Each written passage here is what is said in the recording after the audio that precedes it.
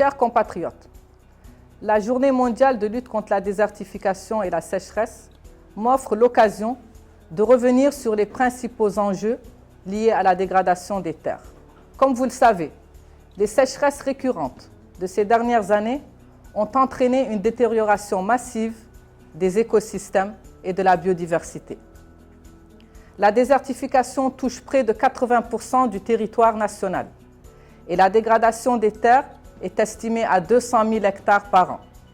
Les feux de brousse détruisent chaque année entre 50 000 et 200 000 hectares de pâturage et nos forêts disparaissent à un rythme de 8 000 hectares par an. Mais le climat n'est pas le seul responsable de cette situation. Les pratiques agricoles, pastorales, forestières et minières, ainsi que la pollution et l'urbanisation anarchique, impactent négativement la productivité des terres, la disponibilité des ressources en eau, la biodiversité et la capacité des sols à stocker le carbone.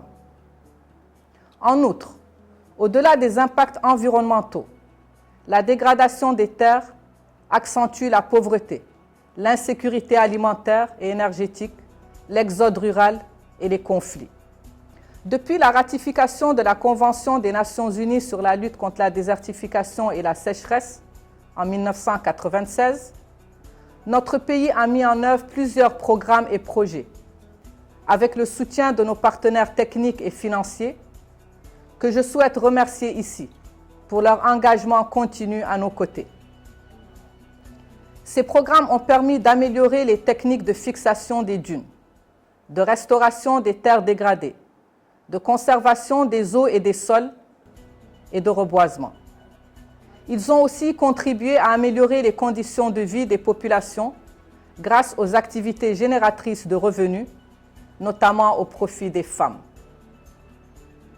Mais il reste encore beaucoup à faire, compte tenu de l'ampleur des défis.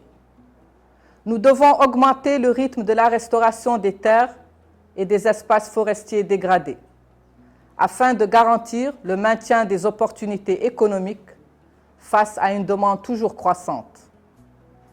Ces objectifs figurent parmi les engagements du programme du président de la République, son Excellence M. Mohamed Ould Cheikh El Ghazouani, et elles sont inscrites dans le programme du gouvernement piloté par son Excellence Monsieur le Premier ministre Ismaïl Ould Bodda Ould Cheikh Sidiya.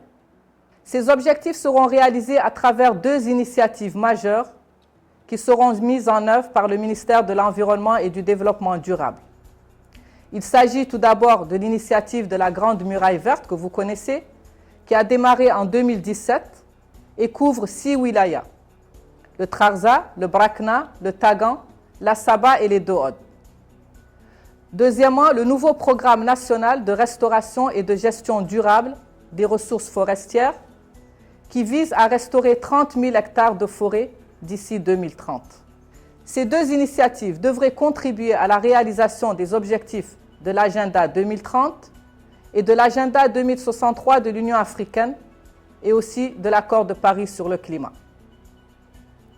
Mes chers compatriotes, le coût de la dégradation des écosystèmes a été estimé par les Nations Unies à près de 10% du produit intérieur brut mondial. Aussi, afin d'intensifier les efforts des pays, l'organisation a déclaré la période 2021-2030 décennie pour la restauration des écosystèmes.